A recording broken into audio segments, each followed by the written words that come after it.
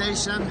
This is literally across the street from my parking garage. There's an Amtrak car there. There's high rises. Now, to tell you the truth, Arizona City did not have trains or taxis or public transportation. Now, Denver is not Tokyo, but this is a train station. This train here goes to the airport, DIA. See, this is Denver International Airport right there. You can take a $10 train. That didn't exist when I was driving a taxi. And this is an Amtrak train, similar to what I took out to California originally when I left here, January 2009. And this is all part of my present day, but also part of my history too, dude. I know. What are we doing right now? We're walking over to Whole Foods, dude.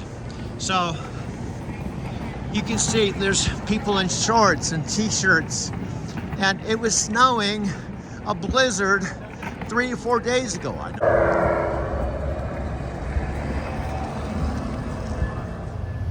Can I be real with you? After my dad's passing on Sunday, I'm just glad to be alive. I miss my father.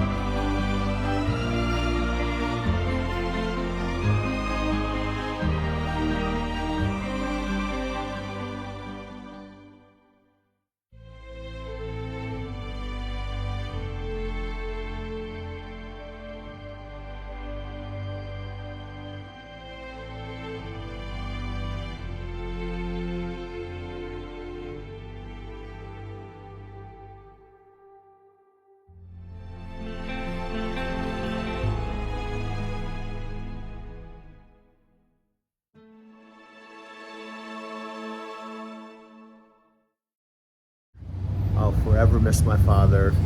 Roger called me to the REI Starbucks.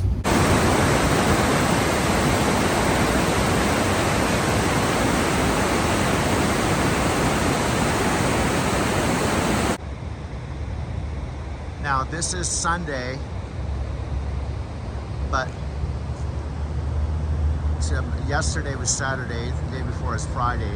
And just 3 days ago, I want to show you what this looked like when I walked down to the same exact REI Starbucks. On here this morning, I walked down here.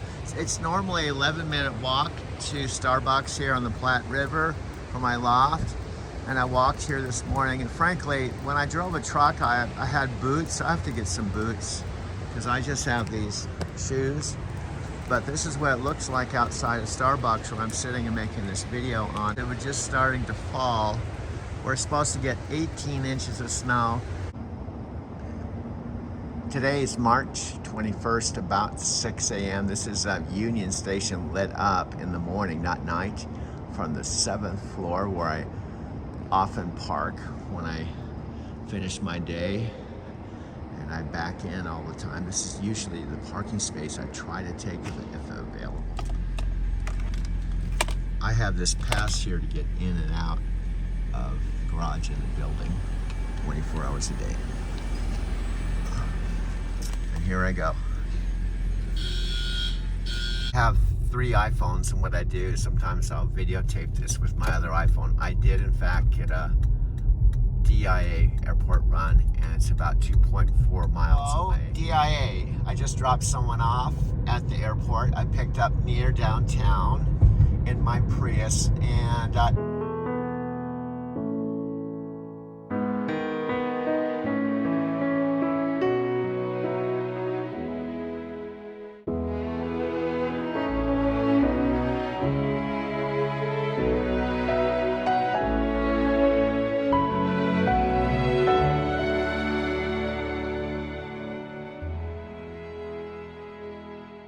I don't always talk to people. I gauge whether they're interested in my truck driving, my story, Tokyo. And sometimes in early morning, like 6 o'clock in the morning, people are want to just be quiet, or they may be on the phone, making phone calls or doing stuff on the way to the airport. I drove a taxi and town car for 10 years in my 40s, in the 90s, so I've done this before. I'm just doing it, you know, how many years later? I'm at now 70, and I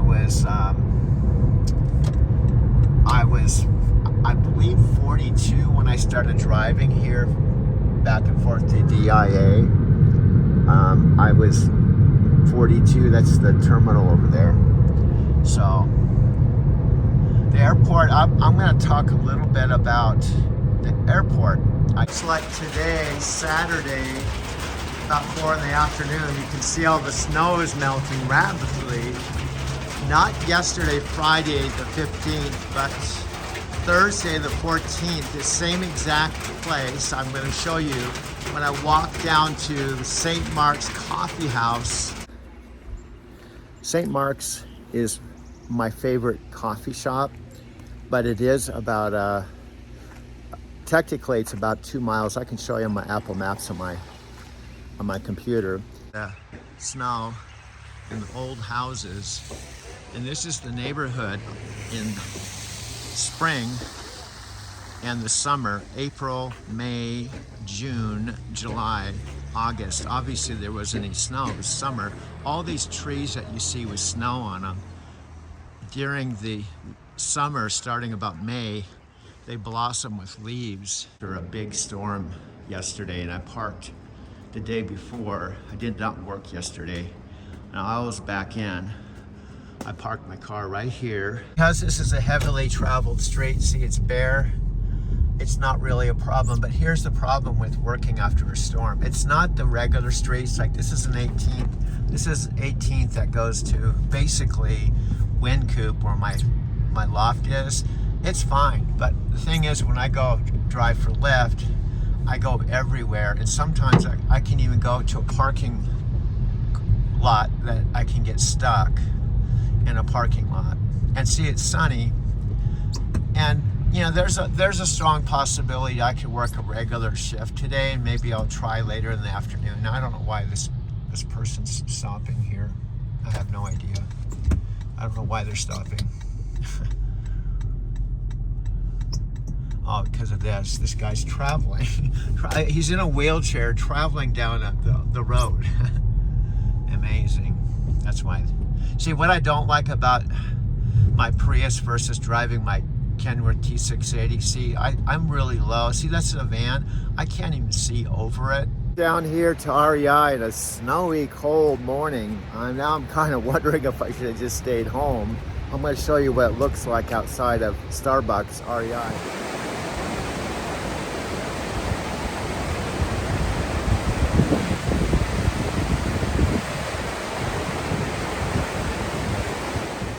I'm doing something I do at least twice a day. Here's Whole Foods there. I'm walking home, which is about a 6-minute walk from Whole Foods to my Mercantile Square loft.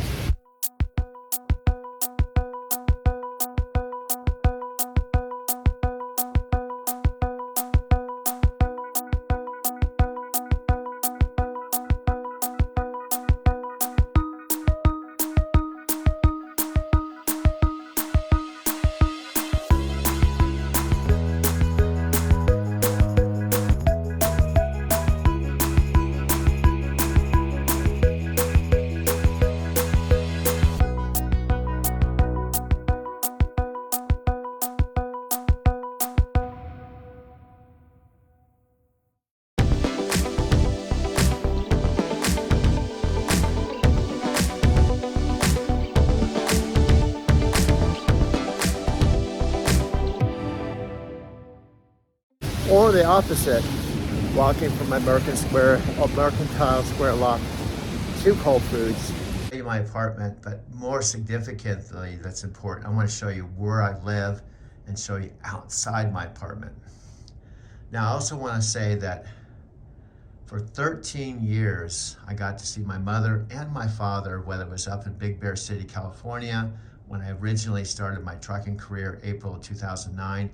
Matthew's event, The Art of Living, was inspired by Dean Graziosi actually listened to the audio version of Matthew's book and read it and was so inspired by it, he told his partner, Tony Robbins, to read the damn thing. Anna Baker, congratulations. You'll get some cool stuff in the mail simply by taking action. So I think we should continue this journey. We should continue this momentum, continue this action. All right, today, I have to tell you, I've been in meetings since super early, and I looked down and it was 10 o'clock. I'm like, oh my God.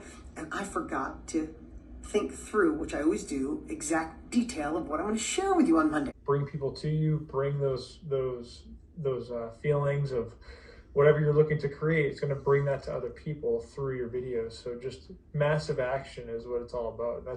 That's what we've been doing. You know, that's what we've been doing for the last couple months. You know, at the end of it, 90 days total of complete action. You know, there hasn't been a missed a day. You know, you haven't said, oh, I'm not going to make a video today. You've made you could easily take a day off or 2 days off and not make a video. It's just because you've done so many. I'm just saying you don't, you know.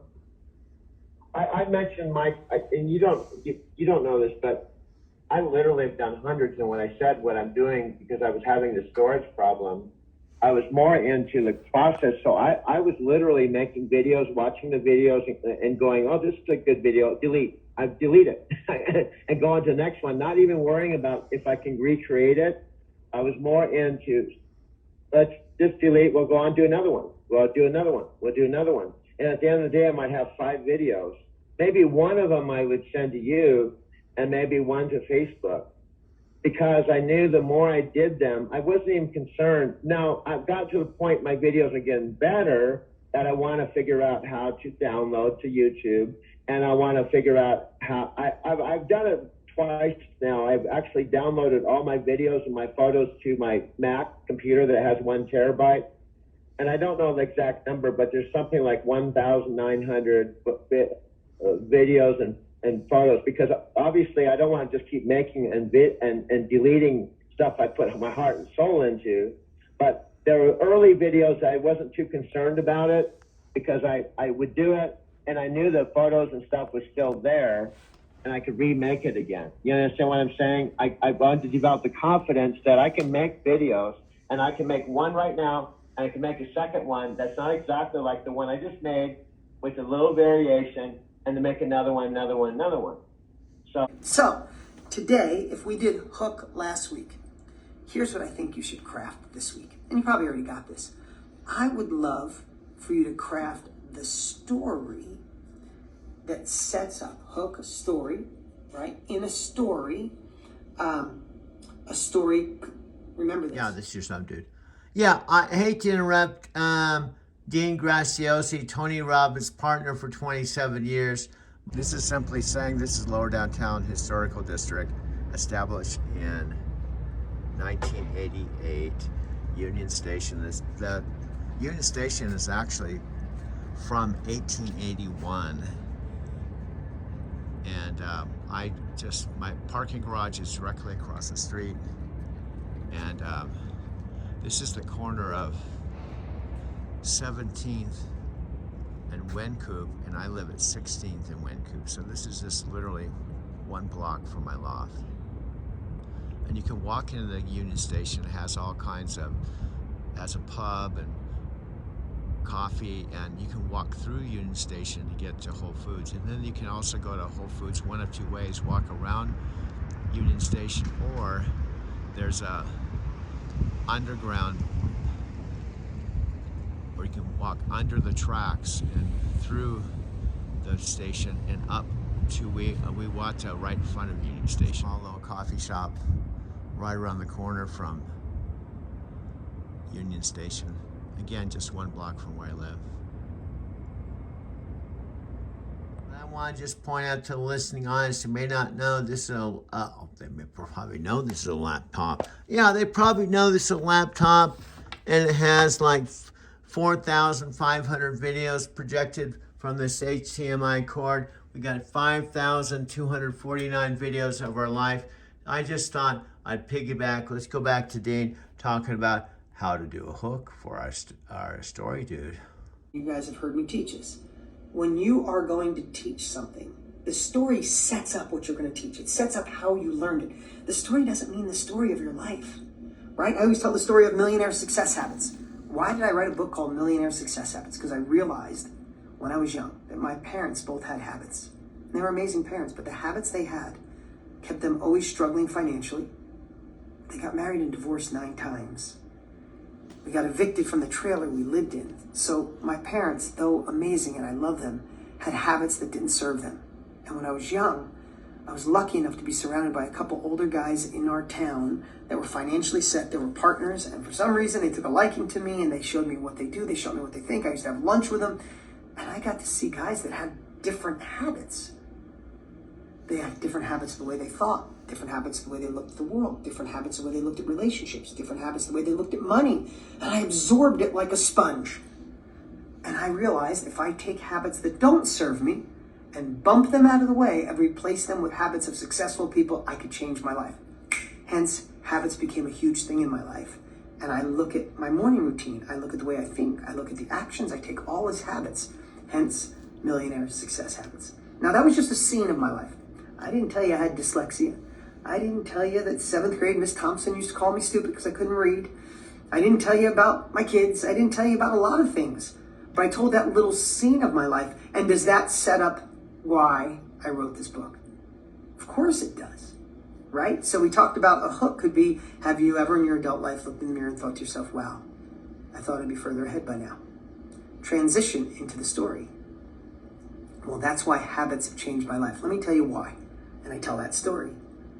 That sets up an easy way to impact people, to get them intrigued, to see that, why do you know about habits? What was the passion behind it? So when you guys have your hook, which you guys, so many of you worked on last week with Gigi, I'm going to challenge you this week to really dial in your scene of your life, your story that sets up your course, that sets up your program, that sets up your workshop, that sets up the thing you want to share, that sets up your coaching program or the book you're going to write or the podcast you're going to have. What is the story behind that one thing? And if you want some bonus points, why not really think through that? Why not go live or post a video inside this Facebook group about your story? You could hashtag story. These amazing people, I know I read it quick, but you guys will all get some cool stuff in the mail. My team will reach out to you, we'll get your phone number, we'll get your address, and we'll send you some cool stuff. I'll do the same thing next week. Go inside, think about your story though. Don't, Mark Twain said if I had more time, I would have written you a shorter letter. Think about that one. When you tell this scene, I told that whole scene in 90 seconds? Think about it. You're gonna help somebody go vegan. It's like, what's the story? Before I was vegan, I had this issue, fatigue, high cholesterol. I decided to go vegan, but I didn't want to be hungry. I didn't want to be starved. What did you find? What did you discover? What was your story where people go, oh, wow, right? What's the story? So that's my challenge today. That is my message today. Stay plugged in, stay engaged, stay connected. Get inside Mastermind, get inside using Gigi. Get inside and watch the last couple of courses. Watch the Inner Circles. My last one was with my wife. People are watching it like crazy. Guess what? He didn't read it. So I called him back and said, Tony, read the damn thing. Tony Robbins read Matthew's book and was so blown away by it, he invited Matthew to go to one of their virtual large events that had 2 million. He spoke.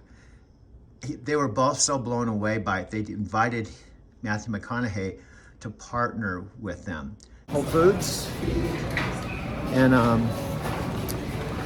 going home. I'm videotaping myself, so.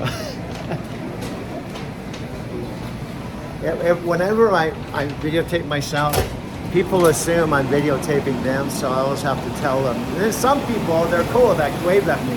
But for the most part, I'm kind of a weird guy. I walk around talking to myself all the time, both in my car, in my apartment, walking home. I just make it a habit. That's how I have 4,000 That's why I have 4,551 videos on my Mac Pro computer. And this iPhone that I'm holding in my hand is completely portable. And I have over 3,000 videos and photos. And this is what I use, whether it's in my loft or my car or Starbucks. This is what I use with iMovie to make my videos. The truth is, my friend Sophia's point is valid, that if I wanted to move out of my $1,100 a month loft, and that would mean I would be able to give up my parking garage, I would save about $1,400 a month. Okay, and if I could still do Lyft, because I did Lyft May, June, July, August, 4 months, and we're coming into the spring and summer, but my lease isn't up till August. But the point is, I could survive and actually even thrive, because moving out of my apartment would mean I'd save approximately $1,400 a month. I'd still have my almost $400 in commercial insurance. I'd still have my mobile phone. I'd still have some expenses, but I would be homeless. And I have WeatherTech window shades that go around all these windows. And I could pretty much do exactly what I've been doing, and that is take videos, go to Starbucks, do Lyft, and survive. So this car is actually the center of my universe, because the truth is, I could not only survive, but I could thrive just living in my car. What about my living in my car? I can just lean back. See, I'm leaning back in my seat, and I did it. So Sophia's point is valid. However, the truth is, I love my loft, and if I default to my lease, I'm burning my bridge. And the other thing is, there are lots of advantages to living in my loft. One of them is I've gone through living in a truck and living in a vehicle, is showers. It's really nice where I can wake up in the morning and take a hot shower. It's really nice that I go in and out of my loft and I have a 65-inch TV. I wouldn't be able to have a 65-inch TV. Sorry to interrupt, man. It's March 21st, dude. New development, we have a roommate named Lisa, dude. Our rent was $1,134. She's got, with Mojo on the other side of the wall there, you're gonna split the rent with her, so your rent's gonna be $550. Now I know you got your commercial insurance, which is almost $400, dude. Your parking's like $268. That's like $10 a day. But look, dude, are you actually considering sleeping in your vehicle? No, I can't really, because I got 5 more months of my lease, dude. So Lisa works across the street, and she's got her bedroom over there that was going to be my office. I think it's a better option just stay here, dude. I know. It's so easy to go, flunk it. But, you know, tonight, dude, we can go work another, several hours tonight. We can make $200 a day, dude. $200 a day is $6,000 a month. I know. And if our rent's only $550, dude, we should probably not consider sleeping in our car, dude. Of all the benefits. And the truth is, now that I'm sharing potentially my loft with one of my friends, Lisa, my rent's about $550 now instead of $1,100. And that $1,100, that was a 50% discount. So the point is, you take $550 a month in a 30-day cycle. That's what, about less than $20 a day. So let's call it $18 a day. And I make $20 an hour, so $25 an hour. So the point is, my loft only costs me about an hour a day of Lyft, right? And then my parking garage, which is about $268 or $300, that's about $10 a day. So if I break down everything to, my loft is about $18 a day. My parking is about $10 a day. Then my commercial insurance, if you take, that's $388 or $400, that's about $13 a day. So anyway, the point is to add up my loft being $18 a day, my parking about $10 a day, and my commercial insurance about $13 a day. So the point is very manageable, because for me to make $100, I only have to work 4 or 5 hours a day. So the point is, I could survive and thrive just having my car without a loft or a parking garage. But at this point, I'm kind of locked in to at least 5 months. So this is March 2nd. I just came here from Starbucks, and I'm gonna probably make another video here. And I'm not going to work probably till this afternoon, because there's from 1:30 in the afternoon till midnight, every dollar I collect with my Lyft business goes towards going to the next level, which is gold.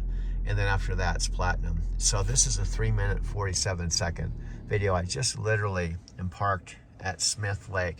Now, I did a video.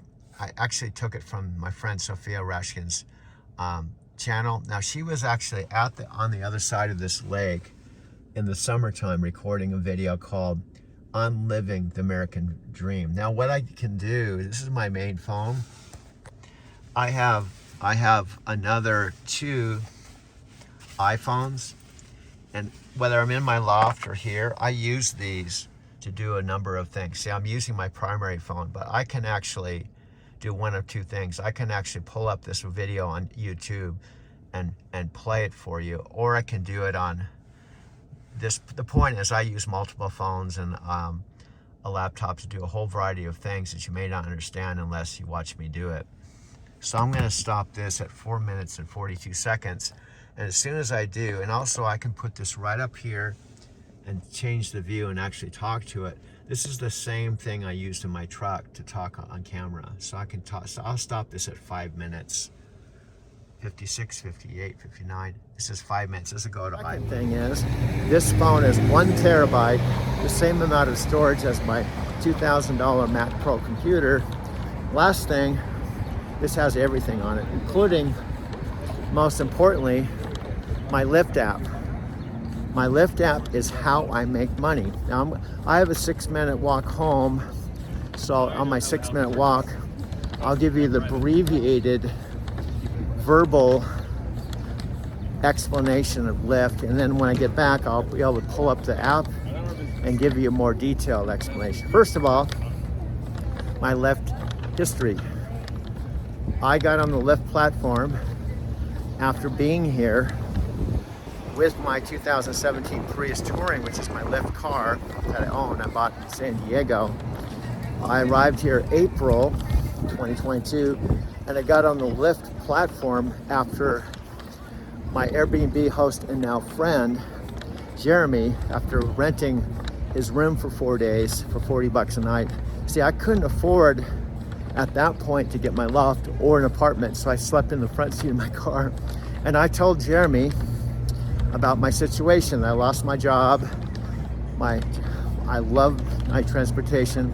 My job with night transportation was a decade. I told him about that. I told him about car camping in Encinitas for the winter while my parents sold the house that I called home for 10 years. That closed March of 2022. And I told him I wanted to make more money than my monthly Social Security check so I can get into my own place. Guess what? He let me register my car at Bloomfield DMV, Department of Motor Vehicles, even though I was not a roommate or a full-time resident. And we went down there together. And the bottom line is, without his help, I may have not got on the Lyft platform. So that enabled me to start driving for Lyft and making money over and above my Social Security income. Now, I did not get into my loft until I've been driving with Lyft through May, June, July, the first summer here, and into August. Then, magically, the loft I now have became available at just the right time because I had about 3 months of verifiable income over and above my Social Security. So I put an application on a Friday, mid-August. I had to bring my tax returns, I had to bring my Social Security income, proof of other income so I could pay the $1,134 in rent. And I put my application on Friday. I actually put the application in with Donald, who is not the current manager. He was a superintendent. Also, another subtext backstory. My friend Freddie, who is one of my, at the time, dearest friends, had been telling me for about 10 years about coming to Denver, driving for Lyft or Uber, and making it my retirement plan. But I kept turning them down because I did love driving a truck. I went to Japan 5 times. I saved $37,000, and I loved what I was doing. But then, when I lost my job, it was unplanned. Matthew McConaughey would call it, what do you do when you hit a red light and you think it stops you in your tracks, and it ends up being a blessing in disguise. And that's what happened with losing my job November 5, 2021. Long story short, I qualified for my loft on a Monday after sleeping in my car 2 more nights. And I'd like to say I moved in, but I didn't really have any furniture or anything. It was funny, Donald said, do you need something for your moving van or whatever? I said, I left everything in Arizona City behind. I cleared out the whole entire house, bought all the stuff at the Goodwill. The only thing I left was my bed that I put in my mother and father's guest room across the house from the house that I called home. I'm almost to my loft, 6 minutes. I went the long way. Gentry's playing on the corner. So, when I came to my apartment and took possession of it, I had empty. I had nothing. That's Gentry playing right here. To go home to my mother and father's Big Bear City house where they lived 30 years. And then ultimately my mom, my dad, and I would end up in a place called Arizona City. But let me show you right now my apartment. As you can see, this is a 1-bedroom loft apartment in a place called Lower Downtown. I just have a simple bathroom, sink, toilet, shower. The shower is really hot. Now it might sound funny, after about 13 years of my truck driving career, most of my life, other than the 4 days I came home to Big Bear City or Arizona City, I took showers at the truck stops with the Field Crest I got. But I have my own place, so I can take showers 3 times a day. Now this bedroom, I actually just recently cleared out so that I could turn this into my office, right? I moved my bed out in the living room. But Lisa came back into my life, and I proposed to her, if you want to move into my bedroom, I was going to turn it into an office. She moved in with her cat. This is her cat, Mojo, who's sleeping right now. And she has just an air mattress. This was my bedroom where I had my queen size bed. But what I proposed to her, if she was willing to pay half my rent, which is $1,134, and that would reduce my rent to being $550 a month, we could be roommates. Now, when that happened, the other thing that happened is I already, going back several months, I don't know, a year or so, I had already taken care of Mojo, her cat, for her. And I actually met Lisa at a movie theater when I saw the movie Otto. And actually I posted on Facebook that she was my new girlfriend because I saw the movie. I don't know if you can kind of picture this, you have to use your imagination. I walked to the movie theater and to see the movie Otto, and by myself. And I walked into the theater. Now the theater that I walked to is about a 20-minute walk, and I had a reserved seat. I happened to walk into the theater and I had a seat right a few seats from Lisa in the movie theater. Now I walked by her. We didn't know each other. She wasn't my date. So we both watched the movie, Otto. Now, frankly, I can't remember how long ago it was, but here's what happened as I'm showing you my apartment. I'm deliberately doing this. I'm showing you my apartment, talking about something completely different that's related to my story, right? Lisa and her cat, Mojo. Now, this is my living room, and this is my favorite place to be. Now, if I was retired and I didn't have to work, my favorite thing would be to be here, drink beer, make movies or videos. But unfortunately, I'm the only one in my family that is not retired. My sister Kathy she's been retired since she was 20-something years old because unfortunately, sadly, regretfully, her husband, Lonnie, was shot and killed in the line of duty when she was only 20-something. My sister Janet, Roger's wife, my sister, has been retired now for a few years. My dad, who just recently passed away, has been retired for 40 years.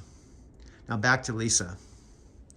I just moved my bed. This bed is a queen-size Denver mattress out into the space in the living room, right? Now before Lisa came into the picture, I decided to make better use of my apartment since it was no longer a 3-bedroom, 2-bath house like the house that my mom and dad paid $47,000 cash for in Arizona City that I called home for 10 years when my dad was alive. I moved my bed right here. Now I got this Denver mattress. Oddly enough, it's the same Denver mattress that's in my mom and dad's guest room that I actually stayed in or slept in when I went to see my dad when he called me and said he was dying. He was not going to live till the end of the week. It was in their guest room. I have the same bed here. Now, when I moved into this apartment, it had nothing.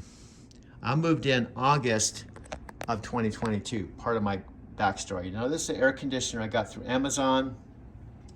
I don't really have much of a view. This is a view of the liquor store and a little bit of the skyline.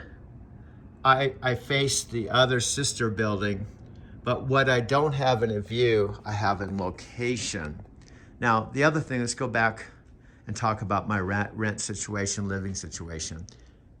Number one, this loft, not because it's super fancy, you can see all the appliances.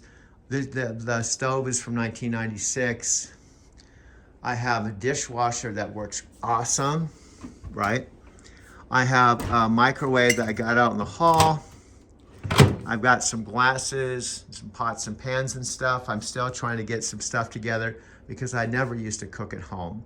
This couch I got for free from Charles, the maintenance man. This table I found out in the alley. And that's this glass, you can't feel it, but it's so heavy I can't even pick it up. I had the maintenance man bring it up here. And I found this table I'm gonna use as a dining room table out in the alley. And this is where I make my videos. Now, Lisa's currently at work. She got a job at a sandwich place. She makes $19 an hour right across the street. So here's the bottom line. Let me give you the bottom line. It's raining right now, but they're predicting it's about 7 p.m. They're predicting by about 9 it's gonna start snowing. And they're supposed to be 9 to 18 inches worth of snow. Probably most of it tomorrow and tomorrow night, but then it's supposed to stop Friday morning. And then the weather looks like it's gonna be about 14 days of pleasant weather, meaning in the 50s and 60s Fahrenheit without any more snow. That's when I have to turn it on. Why? Well, it's the last 2 weeks of the month and going into the first of the month, next month. The bottom line is, with my Lyft business, I have to up my game and go into April, which is the start, getting close to the start of spring, my favorite time in Colorado, spring to fall, because the days get longer and there'll be a point about May that typically there's not going to be any snow or ice, but it can happen. My first April here, which is 2 years ago, it went from 86 degrees Fahrenheit to snow the next day. But even now, we're gonna have this bad storm. Regardless of how bad it is, all the snow will melt, at least in a couple days. I won't probably drive tomorrow if it's as bad as it's supposed to be. The Weather Channel doesn't recommend you drive unless you have to. So after tomorrow, which is Thursday the 14th, for the balance of the month, I have to put in some solid hours, maybe double my hours and double my income to really go into April with some momentum. Now, when I get back to my loft, I'm gonna talk about something I learned a long time ago in network marketing. from a guy named John Peterson, who is the #1 distributor for Herbalife. This is way back. This is 1992. So this would be about 32 years ago. I was in my late 30s. And he taught, and Dean Graziosi and Tony Robbins teach the same thing. And it's all based on this idea of what's often called the compounding effect. And I'll explain it. I've got 2 more minutes to get to my loft. And I recorded a really cool session with the mastermind coach that explained it very well, and I recorded it. But everything I want to share takes time, but it's worth watching, in my opinion, worth listening to and worth checking out. But basically, compounding effect simply means, and how it relates to what I learned from John Peterson is, especially in a changing world, plus how unpredictable your life can be, I believe it's kind of old school to think in terms of having a 5-year or 10-year plan, because too much can change. The way I was taught with John Peterson and the way Dean Graziosi teaches is have a daily, weekly, monthly, 30, 60, 90-day plan. What do I mean by that? Every single day, and I can apply this to my Lyft business, every single day, focus on the day. Focus on planning your vision of the next day, the night before, and think in terms of today and making subtle improvements. For example, up to now, I've been doing Lyft for about 1 year and 8 months and over 2,200 rides. And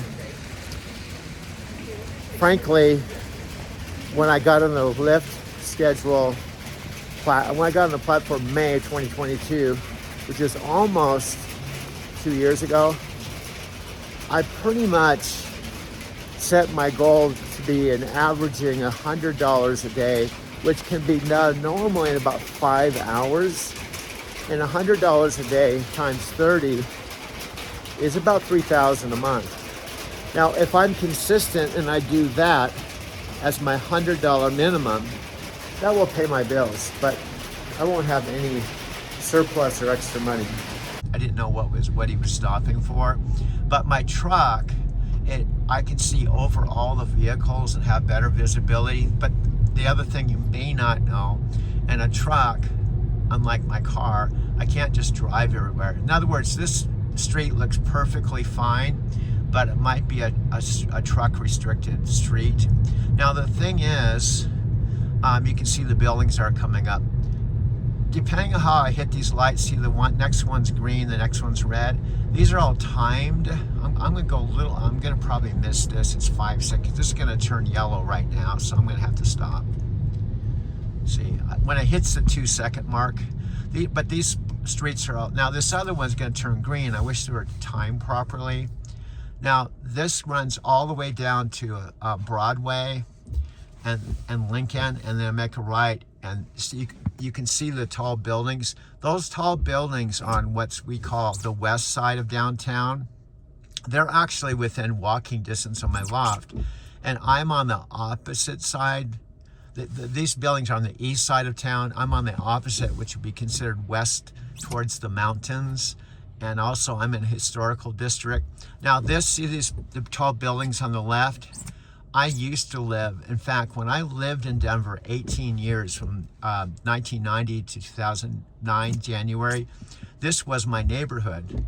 See, it's really close to downtown. This whole area coming up is called Cap Hill, or Capitol Hill, because it's right by the state capitol.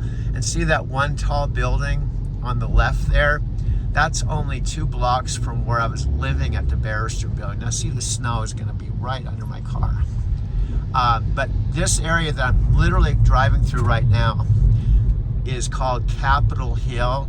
This is primarily where I lived when I lived in Denver. I lived in a place called the Barrister Building. I actually have photographs of it. That was directly 1 block from the state capitol, across the street from Capitol Hill Books. And then when I left, when I was washing dishes at Taki's restaurant, I was only making $700 a month. And I was working at Taki's restaurant across the street from a place called the Newhouse Hotel. Now, where I'm going with this is I was doing janitorial work at the Barrister Building. I was basically vacuuming the whole building on the weekend and emptying the trash and cleaning the bathrooms during the week. It was only about maybe 10 hours of work a week, and I had a free apartment because Jim Smith, who owned the building, was a friend, and he built a studio. It was an office building at the time. Now it's apartments. But when he owned the building, he gave me an offer I couldn't refuse. I just had to do the janitorial work, and then I took a dishwashing job at Taki's for only $700 a month because I didn't have rent, I didn't have a car, and I had 1 free meal. I just wanted to coast for a while, and Taki was a Buddhist friend of mine. Now, taking consideration, this was back in the fall of 2009, so I just walk across the street to his restaurant, but I was only making $700. So when Jim Smith sold the Barrister Building, the new owners did not want me to do janitorial work, so the whole situation changed to where $700 a month. $700 a month wasn't enough to pay for rent. Normally, I was in a awkward position. So plus, turn. Hopefully, this will stay green. Don't stop. Go through the light.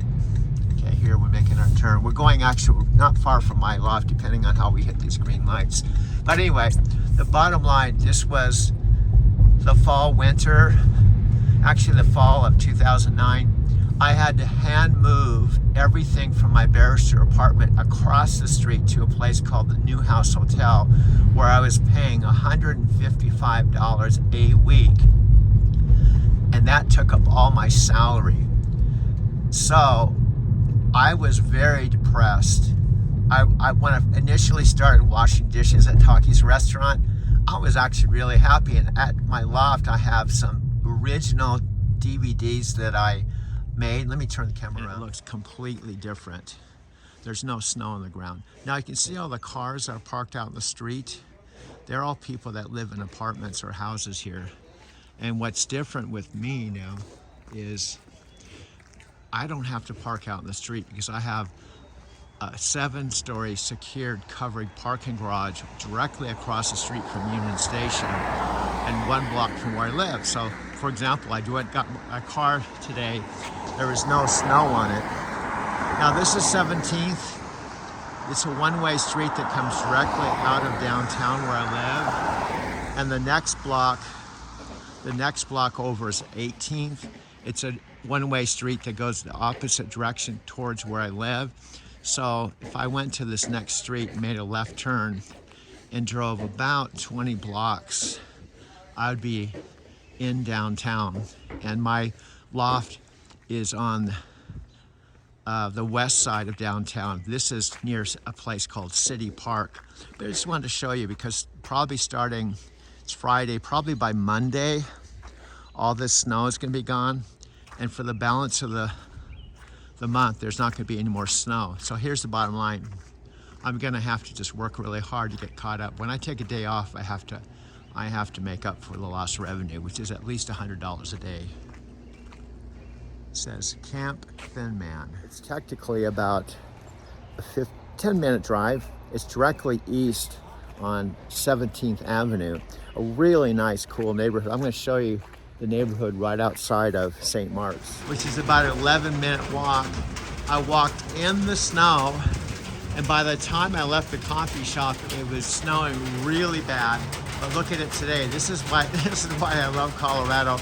And the winters, yes, it does snow, but this is literally 2 days after the big snowstorm. You can see it's St. Patrick's Day, how much different it is. Also, taking consideration, this is a Saturday outside at 16th and Winecoop, and it's St. Pat's Day, and they're playing music across the street at Union Station, and this is where I live. Now, I have lived in this apartment. I moved in August of 2022 went through August, fall, winter, spring, summer, fall, and now I'm into my second winter.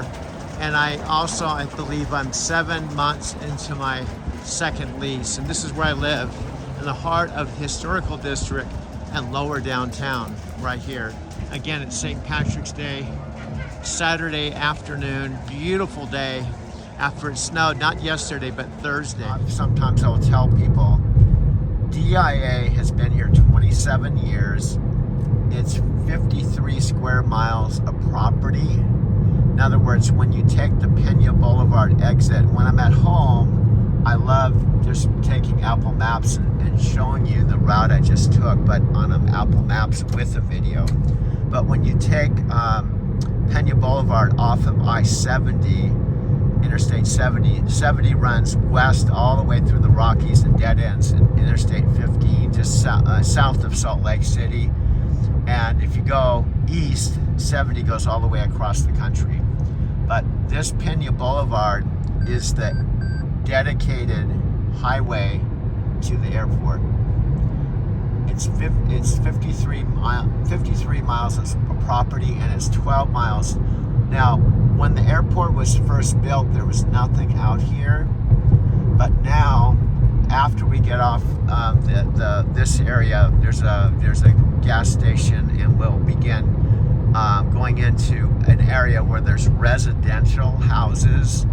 And from the point is, it's not just nothing out here. There's Amazon warehouses and facilities, and there's houses, and it's been developed. They had a master plan for this when it was built, and people always talk about it being so far out, and it is. It's about 25 miles from downtown, so it's about a 30-minute drive to the airport. But I want to point out there's other airports. For example, my hometown of San Diego, California, is one of the few exceptions. That airport, and that's the airport the second, third, fourth, and fifth time I flew out of that airport, Japan Air. It's literally right downtown. You fly right over Interstate 5 and right over the buildings as you're making your approach in San Diego. And the airport's literally just right downtown. When I used to fly to Japan, there was a couple times I stayed at Airbnb in San Diego. In fact, I have a videotape of one on my Doug Wehrman channel. And I could take a bus, not even a taxi, a bus from the airport for $1.60 senior, and it's about a 10-minute bus ride. Very close.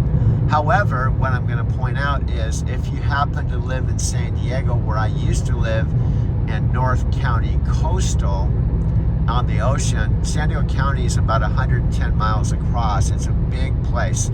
So if you weren't right near downtown. Now my friend Robert, who lives in San Diego, I think he's probably a 10-minute drive from the airport, something like that.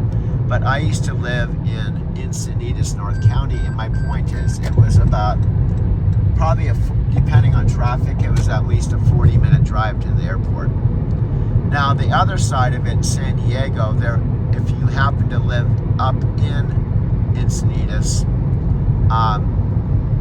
it's Thursday, March 15. Believe it or not, yesterday was clear and sunny, and that's supposed to quit tomorrow morning, and then for 2 weeks it's going to be in the 50s and 60s Fahrenheit. But this is what it looks like REI Starbucks, where I walk down. It normally takes about 11 minutes to walk to my loft, but I'm going to go extra slow and be extra careful. It's Thursday, March 15th, but believe it or not, probably it's Thursday, most likely, and I'll document it, all of this snow will probably be gone within about 2 days. And it's supposed to be about 2 weeks from now until the end of the month where the weather's good, which I'm thankful for because I need to drive and put some solid hours in to pay my bills. Weather is a factor here in my Lyft driving during the winter. Fortunately, Denver has a 4-season climate but it's what happens. Snow happens like this for a day or two, and then it goes away and sun comes out and it melts. And all through the winter, we had our first snow at Halloween, October 31st, and then it was actually like 70 degrees Fahrenheit for a whole month. And then we had another snow around Thanksgiving, and then it was clear for a while. Denver, I can show you when I get back to my loft, is in the center of the country. And because it's in the center of the country, the storms pass through here because it's high elevation, 5,280 feet above sea level. And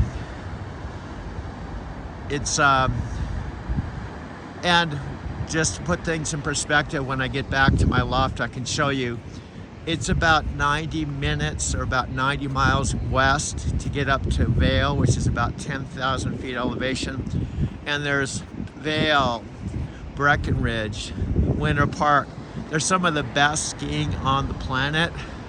And oddly enough, in Japan, I guess, northern Japan has some of the best skiing and snowboarding. But Colorado's known for its mountains and snow. However, believe it or not, it's also known for having over 300 days of sunshine, and the average temperature in the winter is between 45 and 55, and often, especially when we're getting into April and soon to be May, the temperatures are going to start rising, and there's going to be a point where it can be 75 or 80 degrees and potentially snow. Be careful of is ice. Just a few days ago, I stepped on like a steel plate, and you can't see the ice, and I slipped and fell. Fortunately, nothing happened. But this is snowpack, so I just have to walk really slow. And my loft is on the other side of those buildings. On a normal day, I could walk home in about 10 minutes, but I'm just walking extra slow here from the REI Starbucks. Frankly, I should have probably just stayed home and not walked out today. I'm definitely not going to drive. The problem with my car is it's not all-wheel drive, and it's not the main streets, but when I go out with Lyft, I can go anywhere. And I could actually get stuck in a parking lot, or I just have to be extra careful, especially if the storm's only going to be lasting about a day. I'll just have to try to work really hard to make up for the lost day of income.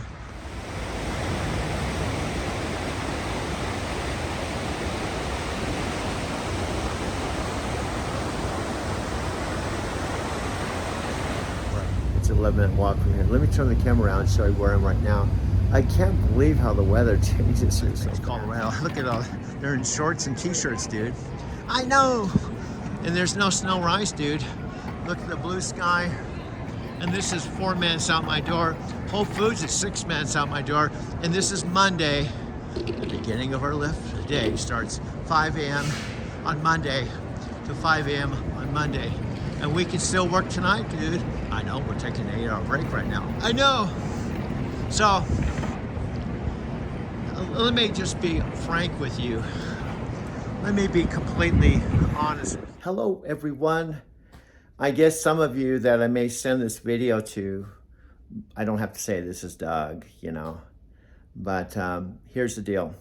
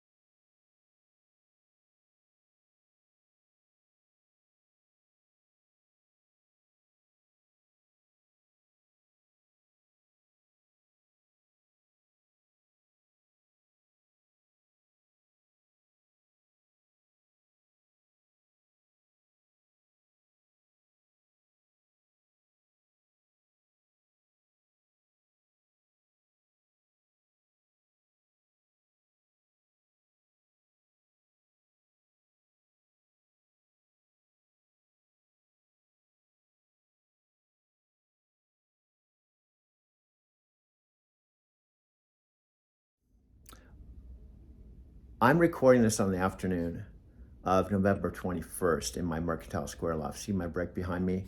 Now, if I'm sending you a video, probably a majority of all of you, whether you're like my friend Robert and other friends, I'll probably even send this to my ex-girlfriend Sylvia, although I don't know if she's in Brazil or England. I send the videos to her and she hasn't responded to my videos, but she's been sweet enough to, since she's been my ex-girlfriend since April 20th, 1999, over 20 something years. I'm thankful that she's kept Facebook Messenger open all these years. But the last message I got from Sylvia was about a 20-second audio message, probably 2 years ago, to say, I'm sorry I can't watch your videos because I've got to dash to work, but I recommend you do TikTok because it's a hit. It's a good way to get an audience. And I was her boyfriend. She was my girlfriend when she was, I think, 37 and I was 45. So I'm just happy that I even have a place to send the video. Now, I've got other friends like my friend Chikako, who's in Tokyo, that she and I, there's a couple of people that I have really long friendship and connection with. Chikako's one of them. Now, Chikako, we met here in Denver, I don't even know how many years ago, but I'll just say it was years ago, in my taxi. What we have in common, we are best friends here in Denver. We're recording this message for 5 years. Then she fell in love, got married, didn't talk to me for 4 years. I was cool with it. You know how people drift in your life and out, circumstances change, and guess what happened? This is why she's extra special friend to me. I didn't hear from her 4 years. One day, this is when I was driving for night transportation.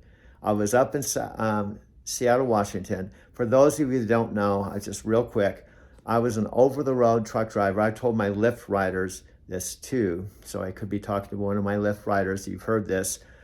I told you often, or I tell my riders, when I pick you up and I get in the car, put your luggage in the car and take you to the airport. This just happened this morning, 6 o'clock in the morning. I picked up this, she was my first ride at 6 a.m. Hope she doesn't mind that I'm talking to her because I think she might have subscribed to my channel.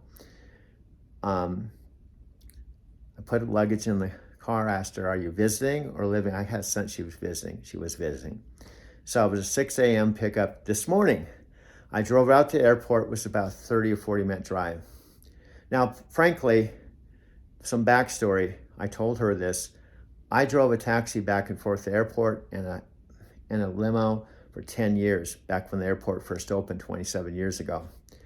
And so this is my first rodeo, except I was 45, not 70. But nevertheless, my people skills are still there, even though I'm an old dude with a gray beard.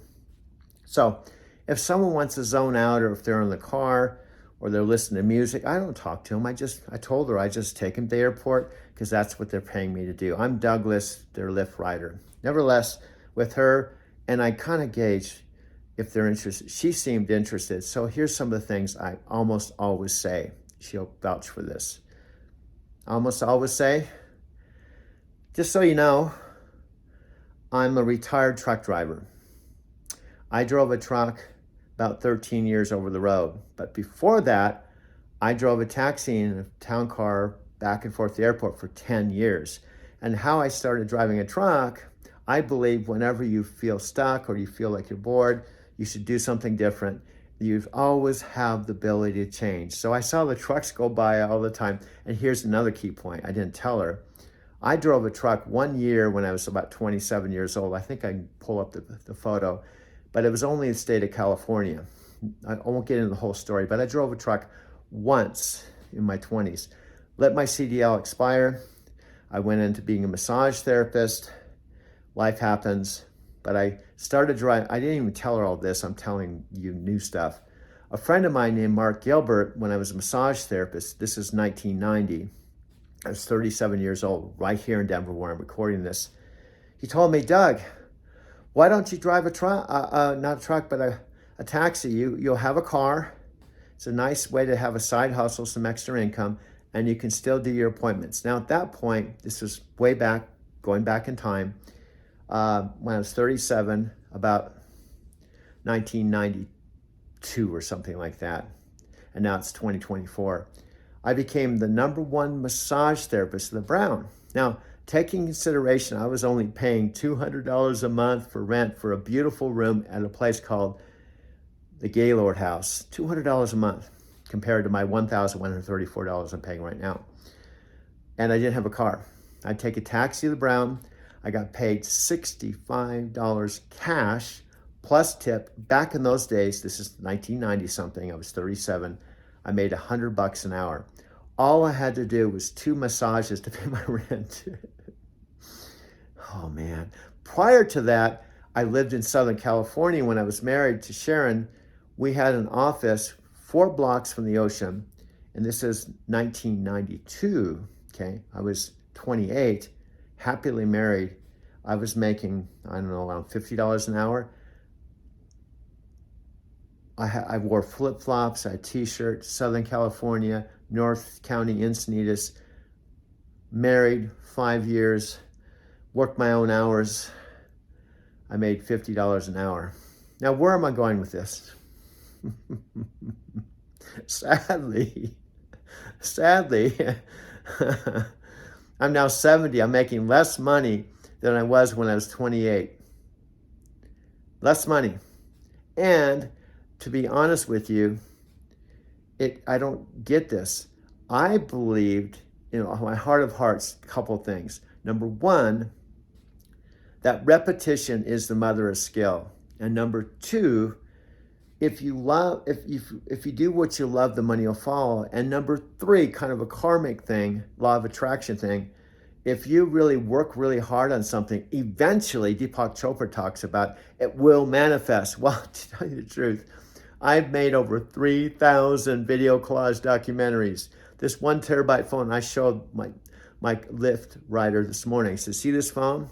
This is my Lyft phone, but it also has 3,000 videos on it.